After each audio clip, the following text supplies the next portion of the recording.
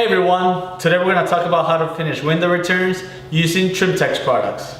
For a clean and simple look, you can use our flat tearaway which doesn't have a return leg, which makes it easier to slide against the window.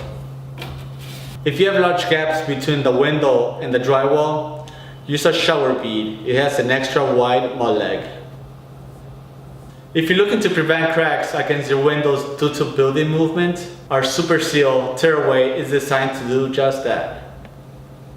If you want a modern finish around your windows, use our Z shadow bead. If you want to save time and money finishing a window return, use our oversized cell bead. It will cover the whole return.